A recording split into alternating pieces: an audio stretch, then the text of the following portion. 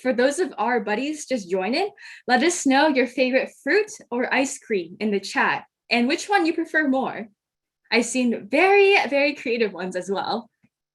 Yeah, I'm always caffeinated. Awesome. Welcome, everyone. We're so excited to host Level Up Your Design Interview Skills with our buddies at Design Lab and panelists Kate, Sarah, Jarvis, and Adam.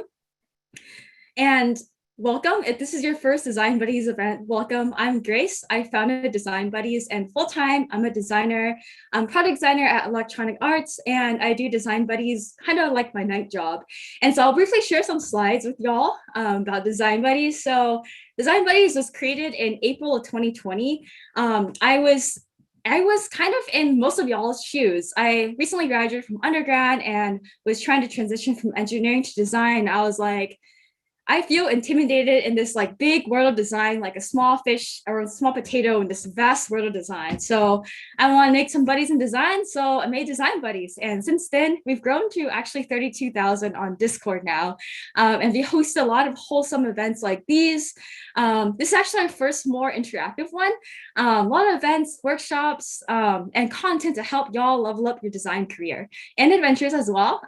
You also have a lot of social media and events. So feel free to connect with us on any of our social media platforms, and I will be taking some Instagram stories throughout our event as well.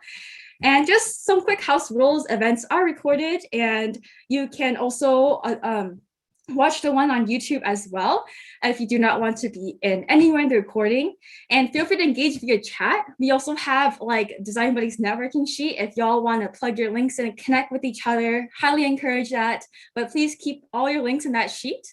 We won't have a Slido this time, but we've taken some questions that we'll be asking based on real questions asked during interviews from hiring managers, design hiring managers. Towards the end, we also like to take group selfies. And later I'll be dropping some Zoom backgrounds in the chat that y'all can twin with us if you want as well. And feel free to share any of y'all's takeaways on social media, tag Design Buddies, tag Design Lab, tag our speakers. We love to see what y'all learn from us, connect with each other. Feel free to hop into our Discord and have fun, be respectful. And with that, I'll hand it over to Emily to introduce Design Lab. Thanks, Grace. Hi, everyone. I am Emily. I am the community manager at Design Lab. This is actually my first ever Design Buddies event as well. So not only do I get to be here, I get to be on the other side of it, which is super cool. Get to learn a lot. I'm really excited you guys are all here. Really quickly about us, Design Lab, we're a boot camp. We're a UX UI design boot camp. I myself am a graduate of that boot camp, so it holds very near and dear to my heart. I believe we have a few people from the community that I've seen throughout. We have almost 400 people here. Holy moly. Did not anticipate we would have this many people.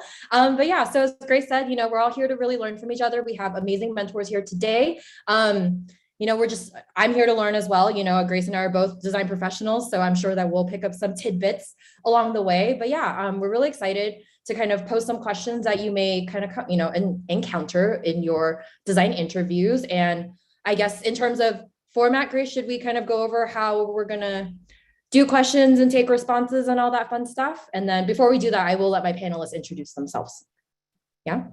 All right. Yeah, so, yeah. Okay. You know what? Let's do the reverse. Let's have our panelists introduce themselves, and then we will go through how we're going to do this whole interactive interview question thing. But we will figure it out as we go, because we got this. All right. So first up, we have Kate. Kate, go ahead and introduce yourself. Yeah. Hi, everyone. I'm Kate. I'm a relatively recent grad who studied graphic design at OCAD. And I kind of started my product design journey during school and officially started my first full-time role as an associate product designer at Spotify this October. So I'm definitely not the most experienced interviewer here, but hopefully I could still provide some perspective for those of you who are just starting out in design. And just a minor random note, I have a cough right now. It's not COVID, but just so you know, when I randomly mute myself, I'm very subtly coughing. So just wanted to let you all know. All right, I will pass it on to Adam. Hey, I'm Adam Woodhouse. I am the head of creative at Bestbuy Canada. I've been in the industry now for, 16 years, and I started off an agency, and I've just recently gone client side. So I've been at Bestbuy now for coming up to a year.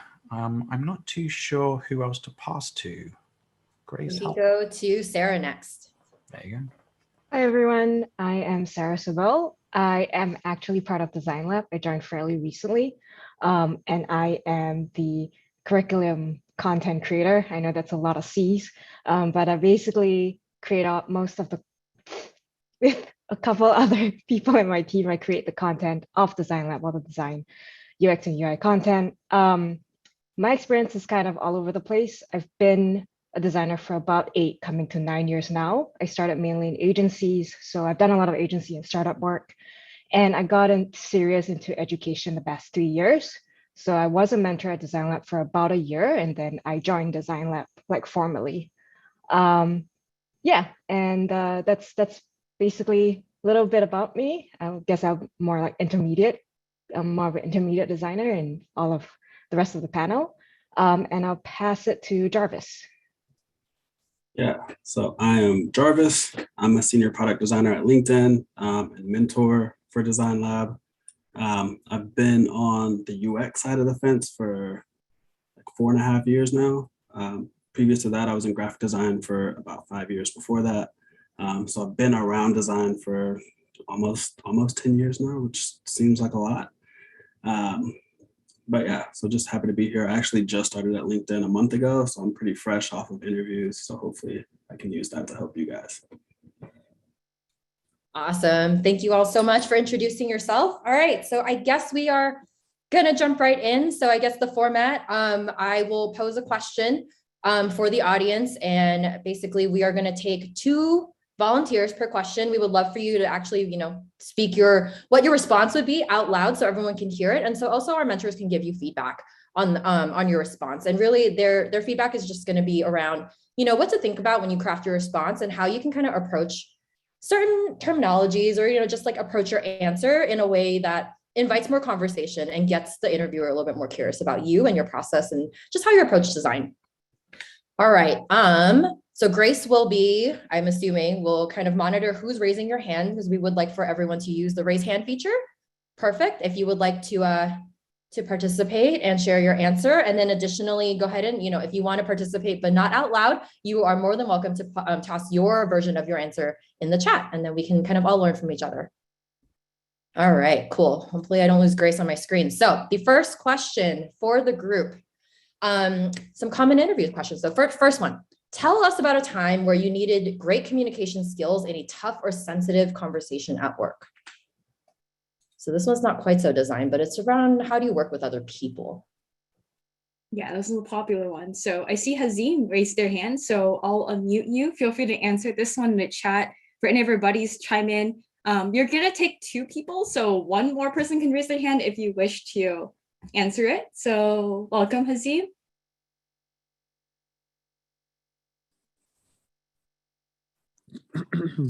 Hello, everybody. I hope that you're doing well. I'm Hazim K.H. Madi. I am a product designer, UX UI specialist. I'm one of the ADB list mentors. In addition to that, I'm one of the Design Buddies community partners. At the same time, I'm real pleasure to meet you all today. Oh, thank you. Did you want to answer the interview question? Tell us about a time when you needed great communication skills in a tough or sensitive conversation at work. Excuse me, but your voice is just being cutting. Oh, we are going through some interview questions and you raised your hand, so we're wondering if you want to answer. Otherwise, if not, we can always choose someone else too if you don't want to. Oh, okay. I've gotten the question, but your voice just is cutting right now. Okay. Actually, once I need okay. The question was about telling you about a time where I needed a great communication skills in a tough or sensitive conversation at work.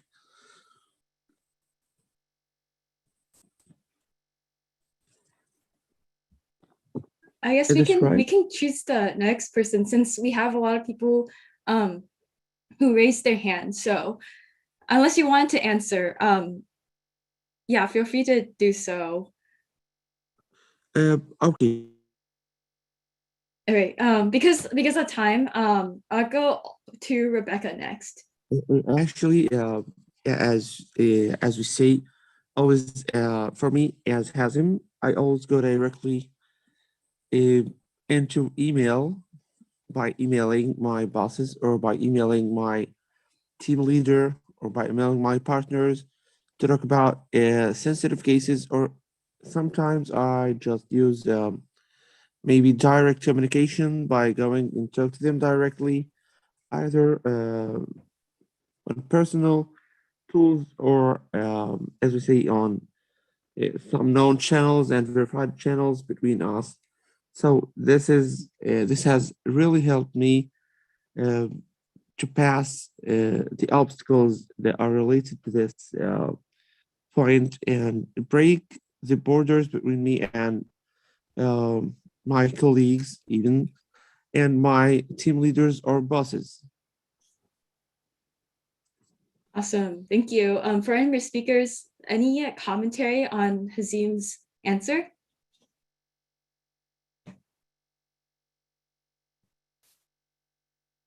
All right. Do we want to skip over? You want to go next? All right, Rebecca. Hi, everyone. I'm Rebecca. I am based in New York City. I'm not yet a designer in a professional capacity. So this session is hopefully going to be really useful. But my answer to the question would rely on drawing in my previous experiences and applying that to the current situation. So my answer would go something along the lines of, when I was a cast member at Disney World, we had a very difficult product launch, and I was a part of the merchandise team on that day in the store. And unfortunately, one of my colleagues in a different location had promised a guest an item that we had actually already run out of due to the completely overwhelming demand for this specific plush soft toy. And so it was really important that I was able to communicate to this guest gently, but also very clearly the fact that I was so sorry that my colleague had promised them something that we could not fulfill, and offered them various ways of rectifying the situation. But the most important thing to me was making sure that they understood that somebody had given them a word that we couldn't keep, but trying to make it so that the guest didn't feel that it was their fault for not being able to get that item, and really being clear and concise while also trying to keep the mood as positive as possible when giving disappointing news. Awesome. Thanks for sharing. So our speakers, feel free to give any feedback or any of your best recommendations on this question. I think it was a good response. It showed the communication from like an end-to-end perspective, where you told the story of not only what happened, but how you got through the problem. So I got a bit of how you communicate, how you were able to like have empathy for that person, and then how you were able to problem solve in that situation. So I got a little bit extra from your response. So that was good. Yeah. Go Sorry. ahead. Sarah. Go ahead, Kate. It's fine.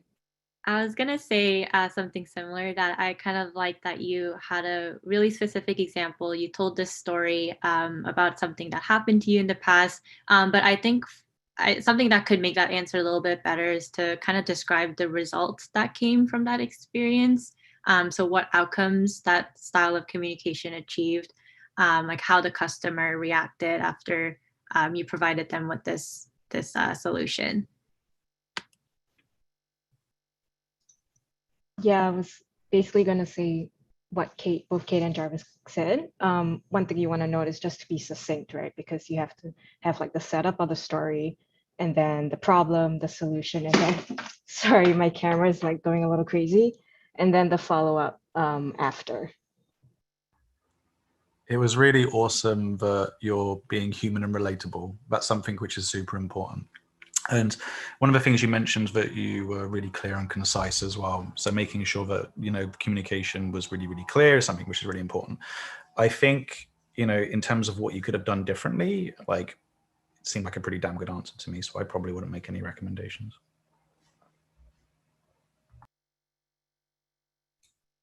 Amazing. Thank you all so much for that feedback. And if anyone does have any kind of like additional pieces of advice, based on your own experience, absolutely feel free to toss those in the chat as well. All right, we'll take one more volunteer. Next up is Bree. I'm going to unmute you. Hi, can you hear me? Yes, we can. Perfect. So I currently work as a QA engineer for Madison Reed. I'm not yet in the design field. However, during the pandemic, we unexpectedly scaled. and what that meant is during a pandemic, things became incredibly hectic. The nature of my job anyway is to constantly evaluate pull requests or work coming from the developers who are making changes to the website. I constantly send work back all the time. It's always difficult. There's always a need to handle that with empathy. However, during the pandemic, when we were scaling unexpectedly, there was an immense amount of work coming down for everyone, for product managers, for developers. And so we were missing a lot of documentation, and developers were building things not quite to spec. And I still had to maintain the quality for Madison Reed. And so I ended up sending so much work back over and over and over and over again. It was quite frustrating. It was a frustrating process for all of us without having all the information. And what I did was I ensured that I made sure to not focus on the developer. Every developer wants to be the developer of their dreams, the developer that they aim to be one day. And so you don't say, hey, your work is not working. You say, hey, it seems like we missed something in regards to some of the information that we didn't have. Can we come together and talk and get a consensus on the correct acceptance criteria, and pull people together just for 5 minutes to make sure that everybody's on the same page? I made it about the work and not about the developer. I made it about the work and not about the product manager. I made it about the work instead of all the things that we were missing. I tried to put together what we could do and not take up everyone's time for too long. And that's how I manage communications during scaling during a pandemic as a QA. Thanks. Yeah, I can give some feedback on that. I think that is also a really good answer and a really good way to like tell that story. I think the one thing that I would try to do is, of all of the times that you had to do that, pick out one that kind of stands out in your brain, because I'm sure there's probably a couple where the stakes were a little bit higher, people got a little bit more frustrated. So trying to like pull out that one version and really speak to how you handled a situation that was abnormal when you were doing this can maybe even add a little bit extra to your answer.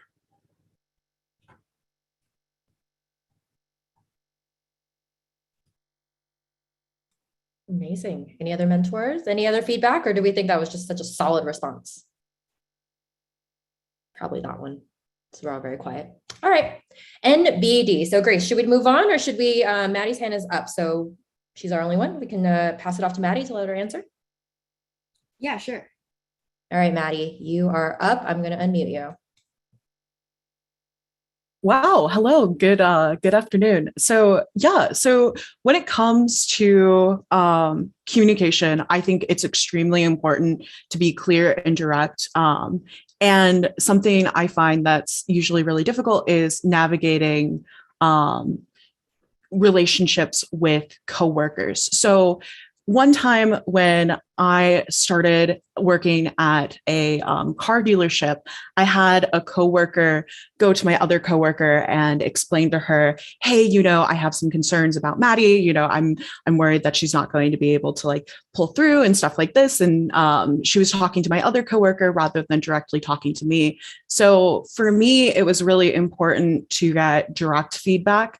And that's something that I really strive for in most of my communication. So I went to her directly and was like, hey, if you have any concerns, rather than bringing my coworker kind of into the middle of it and triangulating it, hey, if you have any concerns or anything like that, please just let me know, give me feedback. I would love to talk about anything that you're worried about, and addressing the concerns directly, specifically, and right then and there, while also being tactful and empathetic about it as well. So yeah, that would be how I would personally that's how I handled a situation in the past that required kind of that use of communication, and would also be how I believe in handling communication in general.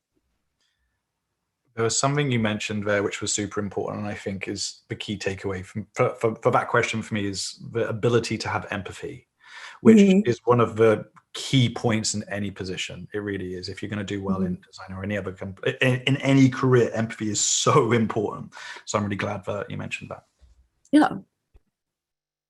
Yeah, I want to second that too, because so when interviews ask you difficult questions like this about tell me a time of conflict or so on, you have to show empathy, but you have to frame it in a way that you're not, putting the blame on someone else, because that's not what interviewers are looking for. They're looking for, do you work well with people? Do you have empathy to understand that maybe the conflict that happened is not anyone's specific fault, but it was just the environment, a situation, or even maybe something that you weren't, maybe like a misunderstanding. So that's really kind of important to everyone, like to make sure you're framing it properly, to really nail that like interview question. Yeah, I wanted to add on to that and say I think that was a great example of like how your personal traits also, like your personality traits kind of showed through.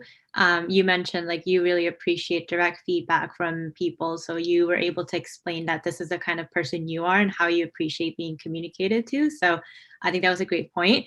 I'm kind of reiterating what I said for the last person, but I would love to hear kind of the end result of that story, that narrative that you're telling. So what did you learn from that communication experience? How did they react? Did it resolve the situation? I would just wanted to kind of put a final bow on things and wrap up that whole story. Okay. All right. Perfect. Amazing. Thank you, Maddie, for sharing. Love that response. Yeah, no, thank you guys so much. Thank you. All right, we're moving on to our next question. I'm actually going to jump around my list here because there's some good ones on here that are always like please don't ask this question, but you're going to get asked this question. There is no right or wrong answer, but the next one that we would love for you all to respond to is, tell us why you decided on UX UI design as a career. This one's always a fun one. So go ahead and raise your hand if you'd like to respond. All right, cool. So first up, we have Nadia. Go for it. Okay, I'll answer. I didn't know there was like 400 people here. It's so overwhelming. So just to summarize, I'm Nadia and I'm based in Toronto and I'm a product designer for a very large media company. And when I answer this question, I answer with so I studied communications in university, and even though like I was writing like documents, social media posts, press releases, all that, I always found a way to like incorporate design in every single one of my internships. And I also did freelance graphic design when I was in university. So that's my story of how I got into UX, UI. And I feel like it's been a lifelong passion at this point. Like I've done like communications, marketing, that like now that I'm in design, I don't see myself like wanting to change careers ever again.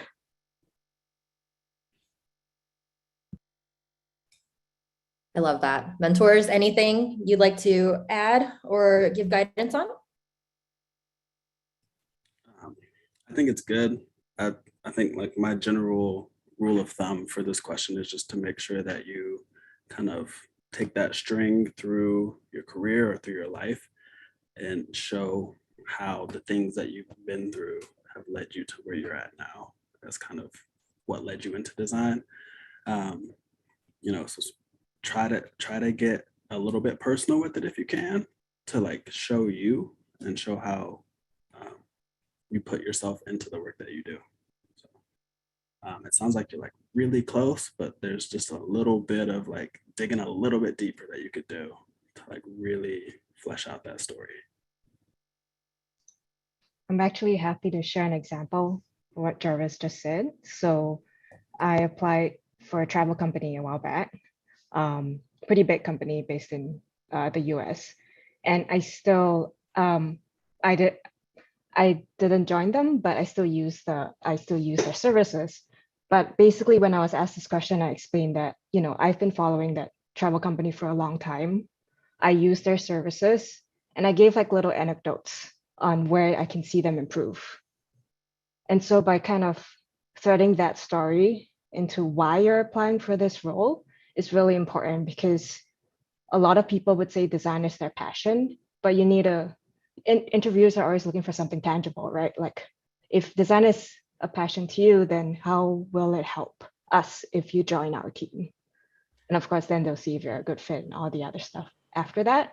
But generally that's I would say that's something you can try to like, icing on the cake, like cherry on top kind of response.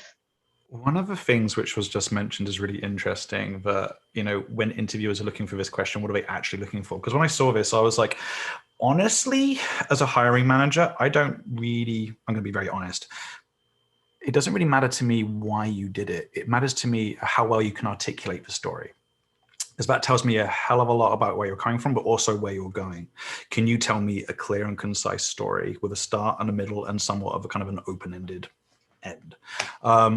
If I was to say, why did you enter design? It's usually passion, or I've always been artistic. But the truth of the matter is that it's mostly about what story you can tell. And that's also a huge part of your brand as well, is that how you articulate that answer is going to be really, really, really symbiotic to how your brand is presented as well. So just be really careful how you answer that. Add a bit of flair. Feel free to kind of choose some kind of life events as well, which you can kind of highlight, which are adjacent to your career as well. So there's a little bit of personality, which was also interjected in there. That's my 2 cents anyway. I agree with that. Like you have to find those points to like put the you into these interviews, because they do get to a point to where it's a lot of, trying to check boxes. And really what's going to make you stand out is that personality and putting yourself into it. So if you can find any areas to do that, take advantage. Yep, I +1 that as well. I used to be very nervous about like crafting this perfect answer to like the interview questions, but then I kind of learned that there isn't really a perfect answer, as long as I'm able to articulate an idea and storytell in the way that it's authentic to me and kind of shows how I am as a designer. So it's definitely all about the energy that you put into it and how you organize the ideas around your answer. Amazing. Thank you so much, mentors. All right. One more answer from next up, Adam D. I'm going to unmute you. Hello, everyone. Can you hear me all right? Yes. Right. Hey there. I'm Adam. I'm an industrial and UX/UI designer from London, Ontario, but I used to be based in Toronto, Ontario before the pandemic. And in regards to this question, why I got into design, from a young age, and I know this is going to be a little cheesy, but I've always liked to make things and build things. And it started off with Lego and, can I create the wackiest, biggest, Bionicle, if you remember those? Like, how can I do that, right? And so as I grew older, I started realizing, I'm creative, but I also like to create things that make people feel things, really. And that really took effect when I became one of Canada's top beatboxers, starting in 2013 all the way till 2018. And so I just loved seeing the way people would react. And I took that back into my own sort of work when I started industrial design school at Humber College in Toronto. And so design for me is a way to help people make their lives better. Not necessarily in a huge sort of, metaphoric way, but it's more of a way of me to really just improve their lives in some small meaningful ways. And then with UX design, I find that it's really a sort of universal kind of design language, or way of helping people, if you will, whether it be, you know, an app or, you know, the way you order something online or et cetera, really. Their UX really does have a place everywhere. And I want to, you know, inject a little bit of my personality and my sort of personal touch in order to help people, you know, wherever it be on the web or the forthcoming metaverse. Thank you. Thank you. Mentors, any feedback? Not so much feedback, but that's the most interesting like transition into design that I've ever heard. Beatboxing. That is so cool. See, those little pieces, they're the bits you remember. So this is what I was going back to in terms of storytelling. Like I was reading my comments and it's just like poof, beatboxing. And it's just like you all stick in an interviewer's memory pretty clearly because it's something which is a unique identifier, right? Yeah, if I'm interviewing you, like I want to talk about beatboxing now. Like I don't really care about the UX stuff anymore. I just want to talk about that. So that's yeah, memorability is fantastic, especially when you know they're hiring dozens of people or you know interviewing dozens of people. It helps you stand out. So that was a great point to put in there. Love it. Thank you, Adam. And also everyone in the chat wants to know what your mic setup is. So feel free to drop that info in the chat. Yeah, I will. you gotta beatbox for us though. Like we gotta hear a little bit every time. Okay. I actually did this at a UX conference back in October with DesignX. Word quickly spread there, and by the end of the conference, everyone's like, "Adam, you got a beatbox." And I'm like, "Okay, fine."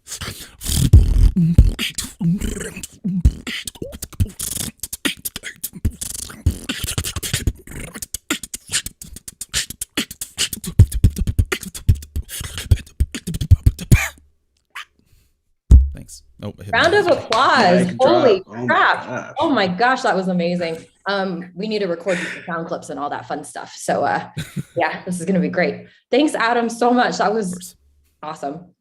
All right, we are moving on to our next question. Who can top beatboxing? Who knows? All right. So next one is actually related to what's going on in the world right now. I'm sure a lot of you have heard that a lot of people are just leaving their positions, not, you know, it's across the board for various reasons. A lot of folks are transitioning to UX and UI design, which is amazing. So for those of you, if this scenario applies or you're thinking about it, what is motivating you to leave your current position?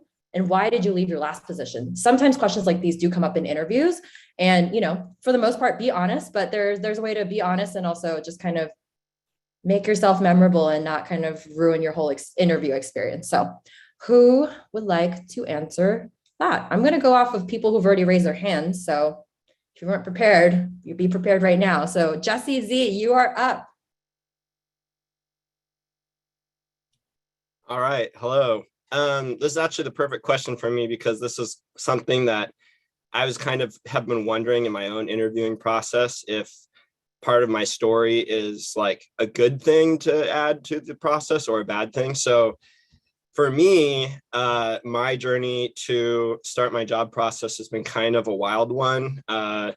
2 months into the COVID pandemic, I ended up coming down. So I was in construction and I ended up coming down with a heart condition called pericarditis, which meant I couldn't do manual labor jobs or do much of anything. So for 10 months, I was kind of out of work and just kind of trying to basically heal my heart. And in the meantime, I was thinking, oh man, I feel like I'm getting behind on like my career path where I want to go right now. And so I started, you know, I was kind of in graphic design. And so then I started looking into UX, UI design, kind of pairing some of my skills and my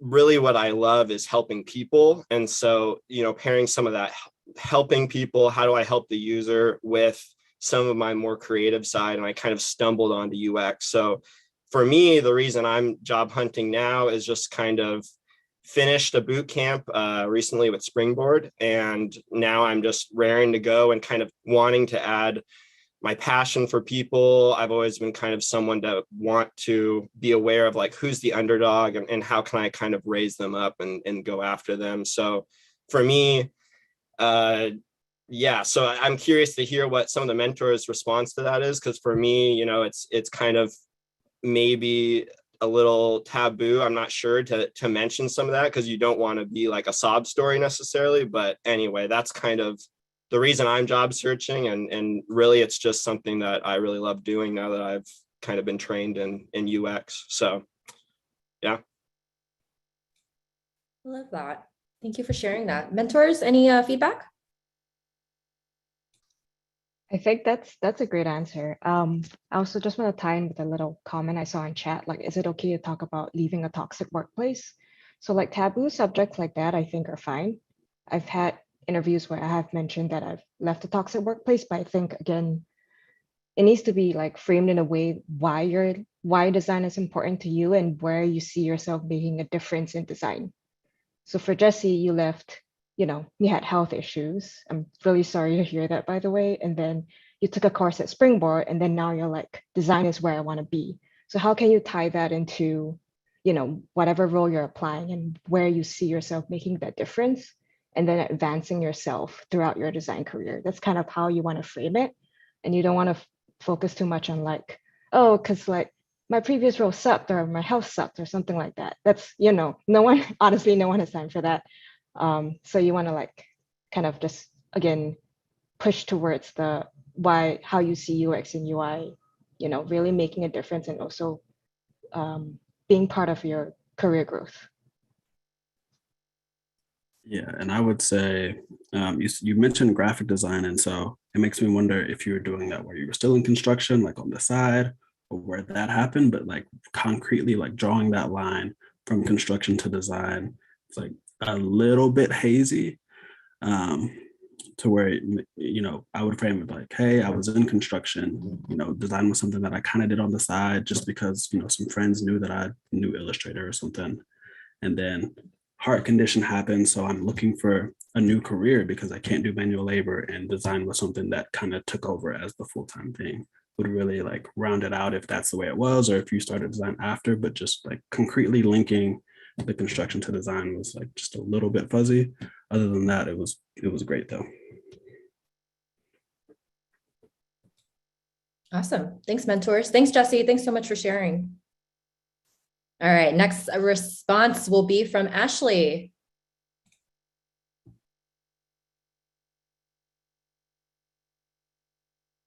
Ashley, there we go. I'm sorry, I didn't want to answer this one. It was the last question, so you could give this one. All right, we'll move on. We'll move on to Saba.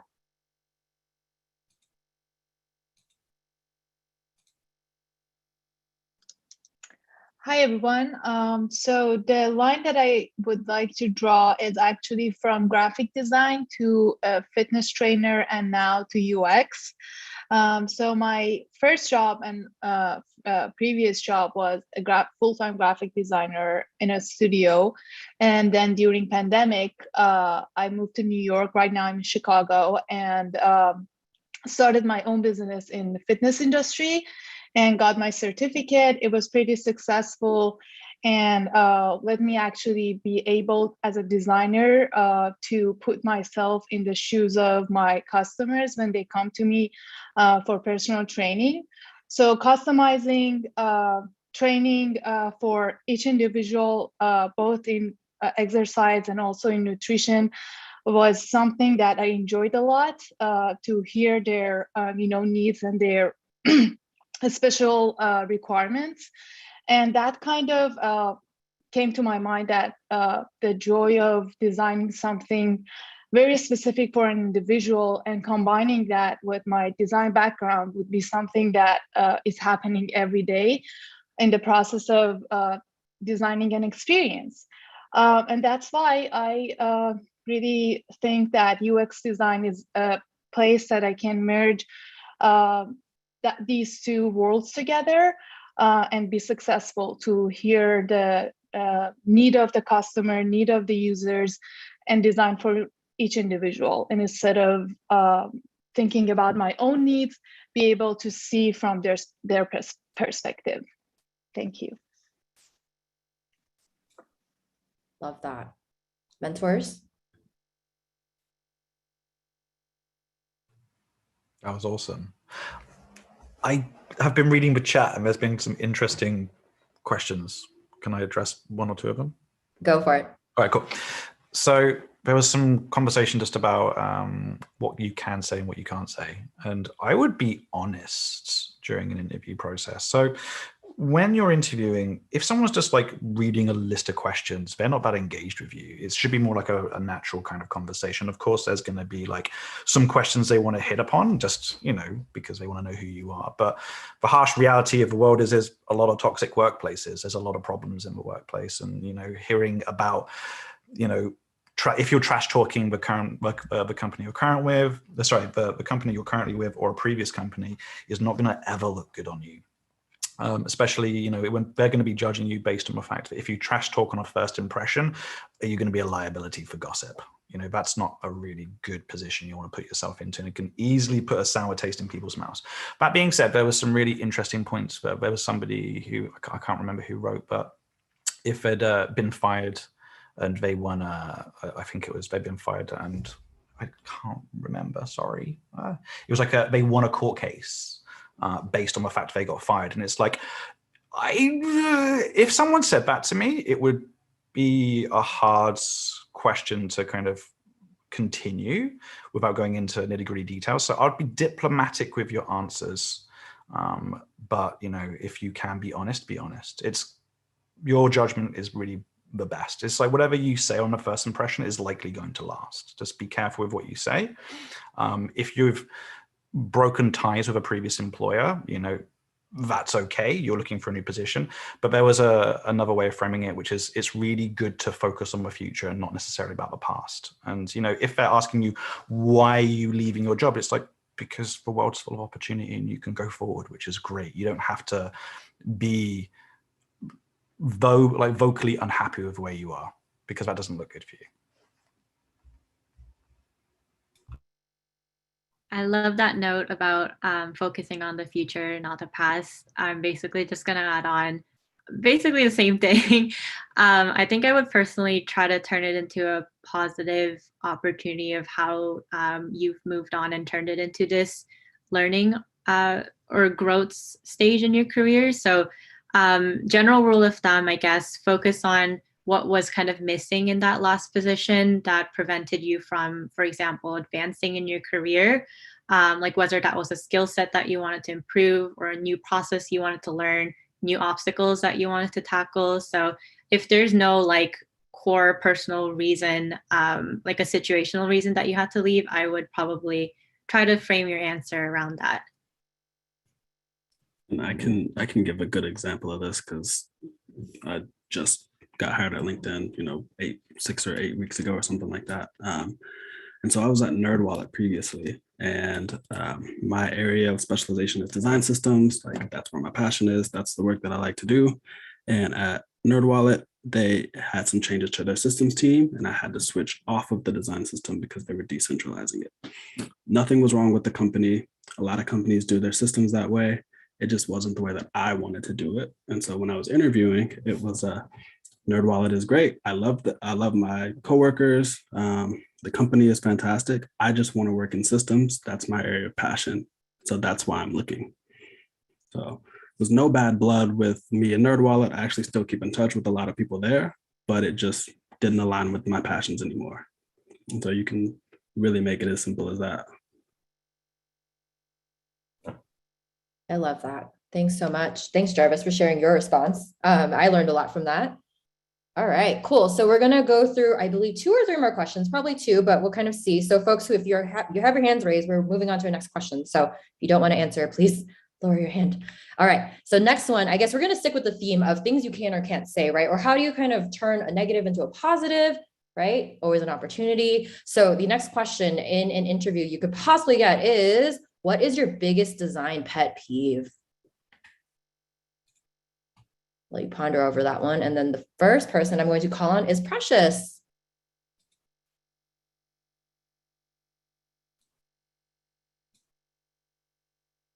Precious, are you with us? If not, I will come back to you. All right, I'm going to move on to Viviana. Hello, everyone. I would say my number one design Pet peeve would not be following, I forgot the word because I'm nervous. Like design, not systems, but what's set up already. So like the menu being on the right-hand side where it should be that most people expect, and if you want to reinvent the wheel, and put it on the left-hand side where it's harder for the user to thumb to it, that's a pet peeve of mine because you're making the user work more and think more while using your app. Sometimes switching it up with design is great, but other times it's just good to use what you have available to you. Mentors? I think it's a good response. The way that I'd probably frame that is saying that, making decisions without research. Because at the end of the day, like if you test that thing and it's on the left and it tests fine, then it's not really a big deal. But, if there's some type of data that you can show that having it on this side shows X results and they still want to put it on the left, then yeah, that's a pet peeve. But I think if you like add some statistics behind that thing, because I'm sure they're out there somewhere, that'll help just add a little bit of oomph to that answer. Awesome. Any other mentor want to add on? Viviana, you were awesome. Sorry. I just wanted to say that you did really well. Yes, you did. Yeah, I wanted to say the same thing. Yeah, everyone was supporting you in chat. One thing an interviewer might follow up is, and how would you solve that? Like, how do you make the pet peeve go away? So just also something everyone here might want to think about. Awesome. That's a great piece of advice. Thanks, Viviana, for sharing. All right. Next up, we have Nicole. Hi, I'm Nicole. So my biggest design pet peeve, it's probably similar to Viviana's. My background is in interaction design. That's what I got my degree in. And we would spend so much time trying to articulate our design decisions. And when it's mostly focused on like the look of it, like I want to understand the why. I want to understand why we're doing that. Like, do the users need that? Is that like the best way to go about this? I'm definitely one of those people that while I'm designing, I want to try to see how it is in like a few different forms before selling myself on just one to make sure that that's like the right one. So yeah. Awesome. Mentors, what do we think?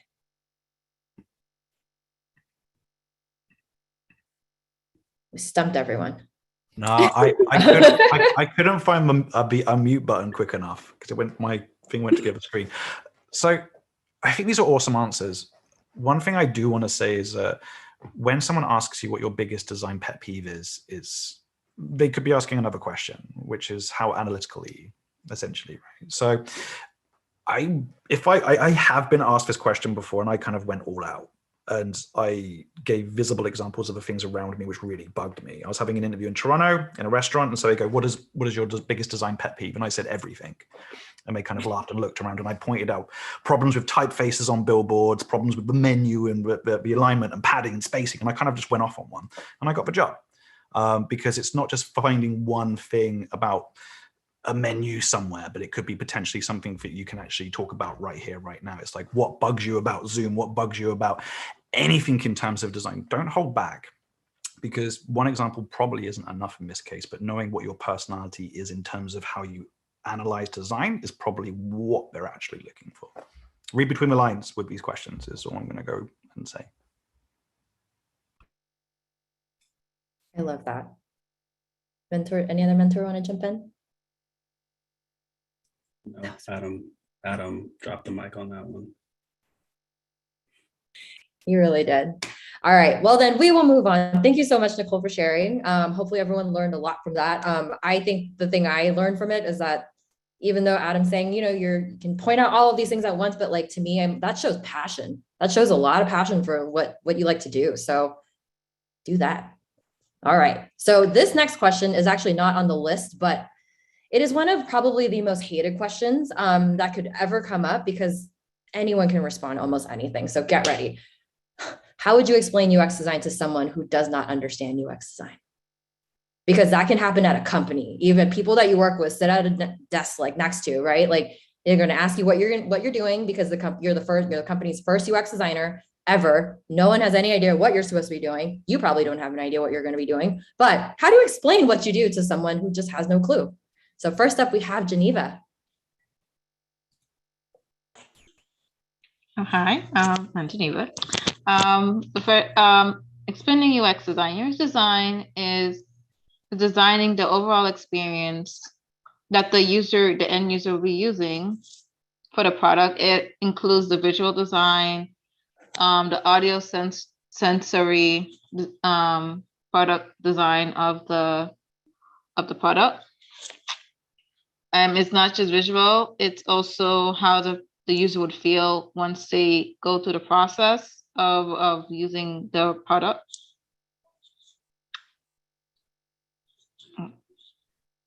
Awesome. Mentors, what feedback do we have? I think that is a very technically correct answer, which is fine. But I would like for you to bring it down to layman's terms. Talk like you're gonna talk to your parents who have done something completely different and aren't good at technology, or your grandparents, whoever that person is in your life, and how you would explain it to them, to where, breaking it down to, have you ever used, what's their favorite app? What's that person's favorite app? Have you ever used that and thought about the things that you don't like or really like about it? And I'm the person that is making those design decisions and talking with people like you to see how we can make these things better and add things that are going to make your life easier. And so what you gave was technically correct, yes, but bring it down just a couple levels so that anybody would be able to understand. Thank you. Awesome. All right, we will move on to our next response. Thank you, Geneva, for sharing. All right, I'm going to skip over to Jenny so that we can hear from Jenny. I'm going to unmute you. Jenny, how would you respond to this question? Hey guys, yeah, so I guess if I were to talk to my parents, I feel like a lot of people's conception about UX design is that it's something very visual, something where you're pushing pixels and pretty much just working on the interface, working on, Adobe Photoshop. And I've actually had someone ask me this, and it was a very eye-opening experience because they always just perceive UX design as graphic design, but it really isn't anything like that. It doesn't even necessarily have to be visual. It's more about focusing about the whole user's journey throughout experience, and basically improving a certain point of time where they're in pain, whether it's like, oh, I can't access this specific button at a specific moment, or even something broad as like, I can't go to the grocery store at this specific moment, and solving these big problems by creating a tangible product for them to help really push that through. So it's really about empathizing with the people that we want to help with. And it's really more than just something that can just be digital. And it's really about how we can just make that user's journey a little bit easier, a little bit more streamlined. So that's my answer. Love it. Thank you for sharing that. Yep. Mentors? I just want to say that, Jenny, that was a great answer. I've actually had to explain this to my parents who are in their 60s and still don't really know what I do, but that's fine. But one thing I like to do if I get asked this question is actually turn it back to the interviewer. So I would ask, kind of frame it as a story, like a metaphor that a lot of people in chat are saying. So ask them when was the last time you had an issue, whether it's digital with an app or even checking out shopping, going to a restaurant, eating, and try to frame the user journey in that way. Like something very simple because I'm like kind of hungry right now. It's like, you know, when you eat a hamburger and it spills all over the place, but the hamburger is really good. The Yeah. spilling part is like the UX thing that can be fixed, but the UI is almost like the presentation of the burger, right? And so you can kind of frame it that way. I know it's a very crappy example right now, but I try to turn it back to the interviewer because it also like makes them think and try to envision themselves in that journey. And you use it to explain UX to them. I like To, that. like piggyback Yes. off of Sarah. And food is a good metaphor. Yep. Yeah, I've heard people use cake before where they say like the actual decoration of the cake is the UI and then the cake itself is the UX. To where if you like forget to put an egg in your cake, then you can make it look good, but it's not gonna taste good. And vice versa, to where you can bake the most amazing cake, but if you have really crappy decorations, is it gonna look appetizing? I want to jump in here and put the other lens on things for a sec and just say that perception versus reality is something which is super important. And ask yourself a question with any question people ask you is that, do they want to understand how much you understand UI UX, and are they looking for that, or are they looking for something else? Like how well you transfer information, how well you can create analogies, and how well you can navigate something which is relatively complex and break it down into a clear and concise response. That would be what I would look for in that answer. Think about everything as communication. Yeah, I definitely think like there's the technical aspect to it. Like you could give a technical description of what design is, but then I remember I heard this one answer from somebody where rather than actually describing what design is, they highlighted how they would approach communicating it, sort of like approaching a user problem. So they would say, like, I would understand first who that person is. Is that person great at technology? How much knowledge do they have about design? What are the current misconceptions that they have around it? And then they would use tangible examples that actually make sense to them and their lives. So they kind of describe the way that they would communicate this to them rather than actually telling me what they would say, which is, I think, an interesting way to approach this, kind of going off of what Adam was talking about. Thank you. Yeah, that's a really interesting way to approach it. Yeah. Awesome. Thank you, Jenny. Thanks for sharing your response. And thank you, mentors, for commenting on that. All right, we are wrapping up with, we're going to do one more question, but this one's actually going to be for the mentors. So everyone can just sit back and learn a little bit. But mentors, I'm going to go round robin. So that way we can just keep passing on the mic. So Kate, I'm actually going to start with you because I know you mentioned earlier, you just kind of got into your role. You're not really doing much hiring, but you just got hired. So clearly you were in the interview process. But if you were in an interview today and you were interviewing someone who could potentially be your design colleague, what are you looking for in a colleague? What are you looking for in someone like that can work side by side with you or even on a team? That's a great question. I feel like the biggest thing that I learned, like going through interviews myself, is that this should feel like a conversation. You should be able to have rapport with the person that's interviewing you. So I would say, like, if that person is able to express their like authentic desire to learn and grow, they're very honest about what they're looking for in this new role. And they describe like what kind of culture they're looking for, and some of the personal ways that they're working as a designer. That would give me more insight into who they are as a person, and it would make it feel a lot more comfortable for me as the potential interviewer. So definitely like personal report and emphasis on culture fit, I guess, for me. I don't think that's great actionable advice, but that's what I'd be looking for. It's okay. We can read between the lines. It's all good, right? That's the whole point. All right, Sarah, what about you? If you were if you were in a room, you're interviewing either someone who's going to be a colleague or someone that has to report to you, what are you looking for in that designer? I agree a lot with what Kate said. I think I look for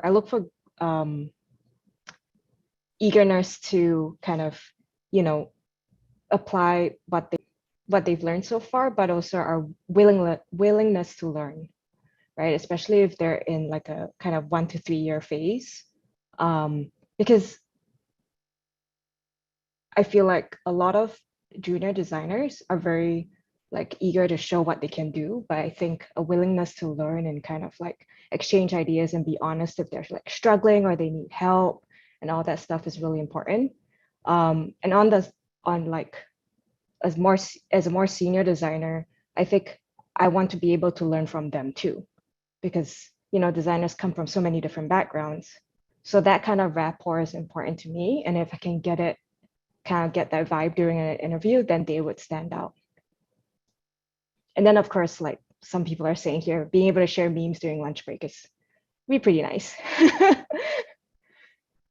Well, everyone knows what to do. If you ever get interviewed by Adam, then you have to share, bring some good memes to that interview. But first off, we're actually going to hand it off to Jarvis first. Same question, answer, and then because Adam is the most senior one here, we're going to save his best answers for last. Yeah, I did have memes in my LinkedIn interview, by the way. So, but for this, it's probably two things that I would look for. One, sometimes we have certain like specific skills that we need for our team. And so making sure that they check those boxes. But outside of that, it would just be a person that is kind of like unapologetically themselves. We want diverse perspectives on the team because, you know, at LinkedIn, we're building a product that's for everybody. And so we want some type of representation for as many different types of people as we can get. Just because if that person's not in the room, then they can't advocate for the product that we're working on. And so really just trying to find somebody who isn't afraid to be themselves, shows their personality and shows how their perspective can be beneficial to the team. Brad, thank you. All right, last but not least, Adam, besides memes, what are you looking for? That's a really good question. I'm hiring, by the way. So people win. I'm gonna be really honest. The price of admission, if you are already talking to me or somebody from my team, you're already good enough to be on my team. Whether you get to ride the train, that's whether you can fit in with the rest of the team. Are you a human is really what I'm looking for. Are you able to tell stories, be like humility? Like so one of the answers earlier on, it was just about humility. Humility is really important. Empathy is really important. Being a good human is inherently who I want to hire. If I can do that, then I think that they'll get on the rest of the team and they'll be introduced. There's one little tidbit if you ever interview anybody, and even if you have a 10-minute interview, if you can imagine sitting next to them during a baseball game, because baseball is long, and I'm really sorry if you like baseball, but it's really boring, you would have to talk to them a lot. And if they are able to jam with you at that level and you feel good, then that's how I would judge that person, essentially. If you feel really great that you've been able to jam with this person and tell stories and joke and laugh and not be too serious, then it's probably a good fit for you. And that, on my final note, I would look for somebody who, you can be really nervous during the interview and that's fine, but just be a human. Joke around, laugh. Don't be all stern. Be the person that you want to be on the day. Don't be somebody else, because that's just not going to work out. Trust me. Love it. Ending it on a high note. For baseball people. We're not trying to start anything here, anyone. Promise. All right, cool. So I'm going to hand it back over to Grace as we wrap up. Thank you all so much. You know, I had fun. This was amazing. Hope you all learned a lot. I certainly did. But yeah, hand over to Grace. Yeah, thank you so much, everyone. We're going to do a group photo, and we have so many buddies here still. So feel free to turn on your camera if you want to be in our group photo. If you don't want to be in our group photo and you still want to be part of it, you can still react and you'll get shown. And there's a couple of pages I need to take as well to make sure you get all the buddies in, but I'll do a quick countdown. I saw some y'all in the chat wanting to do an after party on Design Buddies Discord general voice chat. So feel free to join in on that as well. And thanks for the buddies who initiated that. We might make this a series. We got a lot of yeses, so let us know in server suggestions. There's like a lot of great questions and content shared in the chat. We're allowed to continue this vibe going as well. And I wish I had something like this when I was interviewing. I haven't done an interview in 2 years, so I'm like really rusty. And I was like, wow, these are like really great questions.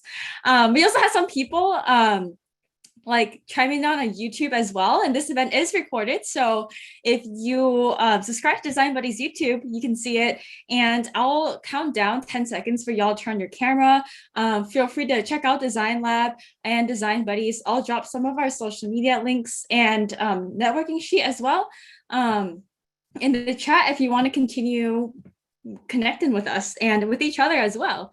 Yeah, I'm gonna drop the link to Discord in the chat, so it's in there. Feel free to like vibe with us. And with that, I'm gonna count down. There's gonna be multiple pages, so just stay smiling, and we'll do a static one first, and then a wave for our Instagram story. Make sure to share your favorite takeaways on social media. Tag Design Buddies, tag Design Lab. We always reshare stories on Instagram and also retweet on Twitter and on LinkedIn as well. So make sure to tag us, and we will reshare your learning takeaways. With that, I'll count down and do our group photos. So, but before I do that, feel free to like bring any object you want. Like I have Rilla Kuma here. I also have Fluffle behind my desk. Wait, I need to be my Wampus. Wait.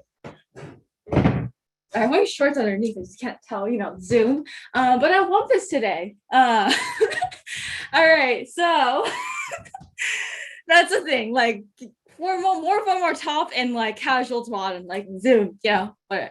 So Wampus making an appearance. All right, 10, 9, 8, 7, 6, 5, 4, 3, 2, 1. Stay smiling, get all the pages. And then they're gonna do a wave. Not yet, let me get the other page too. All right.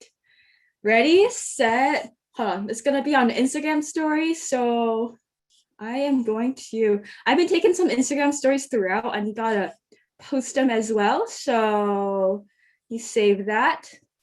Ready, set, wave. Hello, buddies. Thank y'all for coming to level up your design interviewing skills with our buddies over at Design Lab. We had over 400 buddies today. Make sure to check out the recording on our YouTube channel. Thanks, everyone. Awesome. At Design Buddies, we like to spice things up. So that's why we have these, random dance sessions with y'all, because, we don't like to be mainstream. We like to spice things up because we're the buddies. With that, feel free to connect with us. Feel free to connect with each other. For our host, we are going to open a quick breakout room for a quick debrief. And yeah, so I'm going to stop live streaming on YouTube, but make sure to join our Discord. Tell us you want this again, and we can think about if we want to like host something similar in the past as well. So also bring your stuffed animals. And Wampus says goodbye, YouTube. Bye, Wampus. Bye, everyone.